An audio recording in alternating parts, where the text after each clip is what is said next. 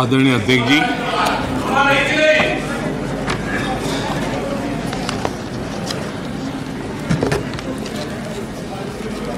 पिछले 3 दिवस से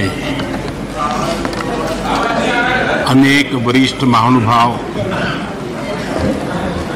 आदरणीय सदस्यों ने अपने विचार व्यक्त किए हैं।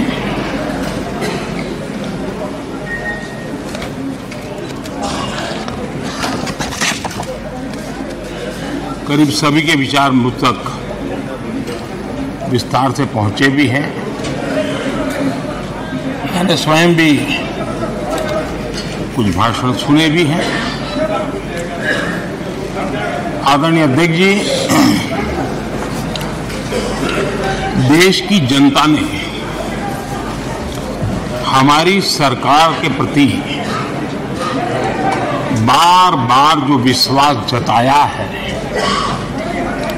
मैं आज देश के कोटि कोटि नागरिकों का आभार व्यक्त करने के लिए उपस्थित हुआ हूं।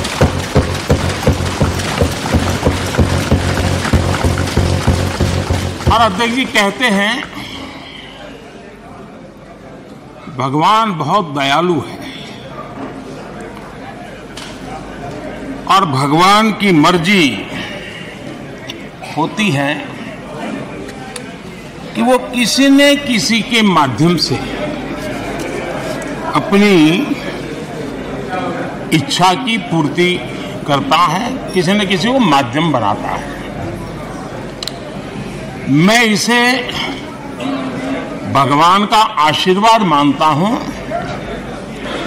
कि ईश्वर ने विपक्ष को सुझाया और वो प्रस्ताव लेकर आए।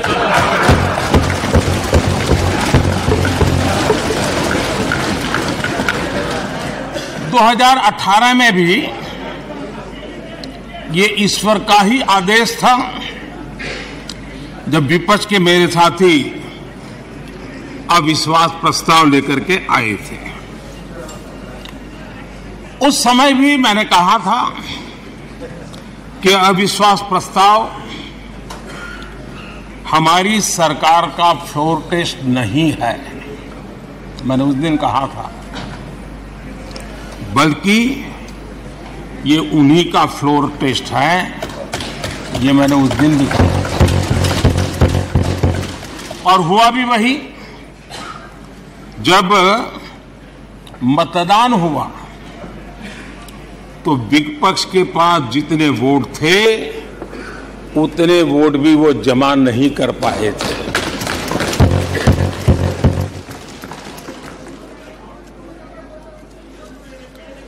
और इतना ही नहीं, जब हम सब जनता के पास गए तो जनता ने भी पूरी ताकत के साथ इनके लिए नो कॉन्फिडेंस घोषित कर दिया। और चुनाव में एनडीए को भी ज्यादा सीटें मिली और भाजपा को भी ज्यादा सीटें मिली। यानी एक तरह से विपक्ष का अविश्वास प्रस्ताव हमारे लिए शुभ होता है।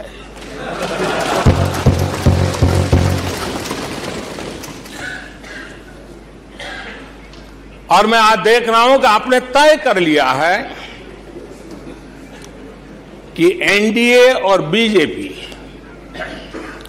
2024 के चुनाव में पुराने सारे रिकॉर्ड तोड़ करके भव्य विजय के साथ जनता के आशीर्वाद से वापस आएंगे। आदरणीय अध्यक्ष जी, विपक्ष के प्रस्ताव पर यहां 3 दिनों से अलग अलग विषयों पर काफी चर्चा हुई है। अच्छा होता कि सत्र की शुरुआत के बाद से ही विपक्ष ने गंभीरता के साथ सदन की कार्यवाही में हिस्सा लिया होता। बीते दिनों इसी सदन ने और हमारे दोनों सदन ने जन विश्वास bill, मेडिएशन bill, dental commission bill, आदिवासियों के लिए जुड़े हुए bill, digital data protection bill, national research foundation bill, coastal aquaculture से जुड़ा बिल, ऐसे कई महत्वपूर्ण बिल यहां पारित किए।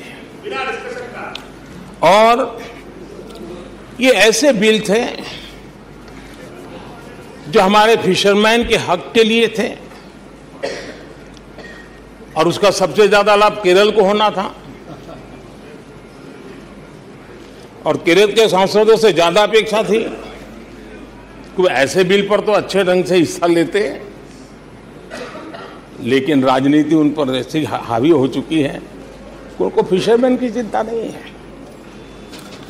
यहां नेशनल रिसर्च फाउंडेशन का बिल था, देश की युवा शक्ति के आशा आकांक्षाओं के लिए एक नई दिशा देने वाला बिल था। हिंदुस्तान को एक साइंस पावर के रूप में भारत कैसे उभरे, वैश्विक दीर्घदृष्टि के साथ सोचा गया था। उससे भी आपका इतराज।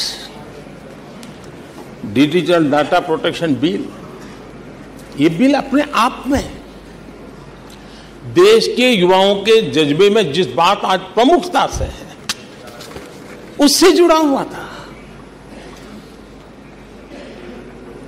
आने वाला समय टेक्नोलॉजी ड्रिवन है।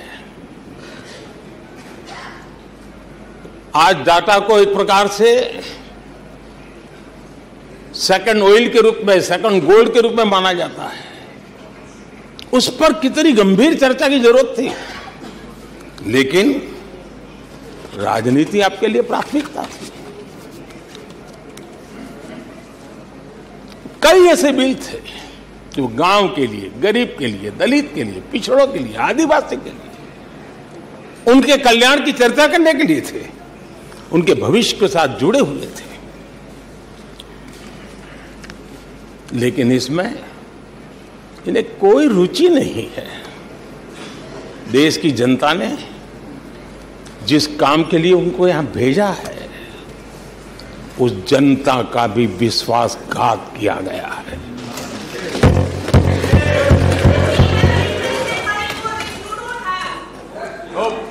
विपक्ष के कुछ दलों के लिए उनके आचरण से, उनके व्यवहार से उन्होंने सिद्ध कर दिया है कि देश से ज्यादा उनके लिए दल है, देश से बड़ा दल है, देश से पहले प्राथमिकता दल है। मैं समझता हूं आपको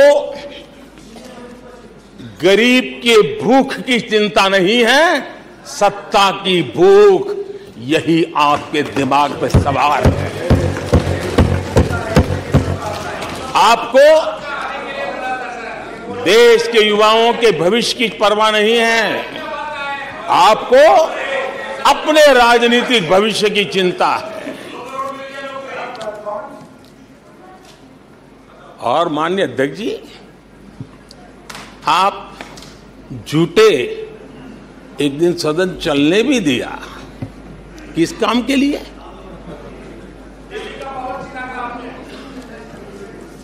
आप झूठे तो विश्वास प्रस्ताव पर झूठे और अपने कट्टर भ्रष्ट साथी उनकी शर्त पर मजबूर होकर के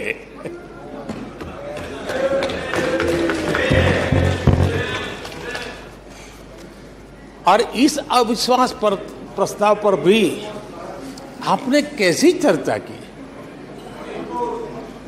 और तो मैं तो देख रहा हूं सोशल मीडिया में आपके दरबारी भी बहुत दुखी है। यह हाल है आपका। और अध्यक्ष जी देखिए, मजा इस डिबेट का कि फील्डिंग विपक्ष ने ऑर्गेनाइज की, लेकिन चौके छक्के यहीं से लगे।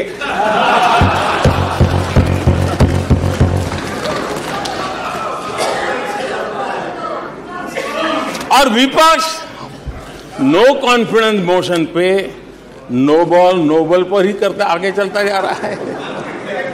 इधर से सेंचुरी हो रही है, उधर से नो बॉल हो रहा है।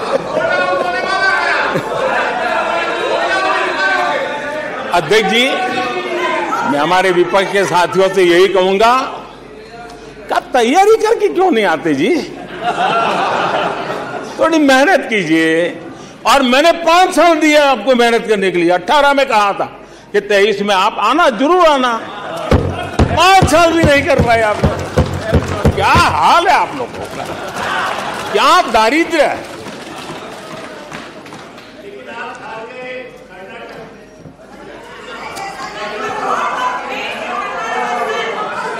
आदरणीय अध्यक्ष जी,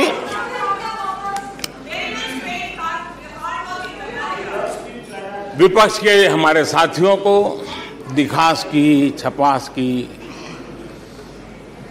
बहुत इच्छा रहती हो, पर स्वाभाविक है। लेकिन आप ये मत भूलिए कि देश भी आपको देख रहा है। आपके एक एक शब्द को देश गौर से सुन रहा है। लेकिन हर बार देश को आपने निराशा के सिवाय कुछ नहीं दिया है।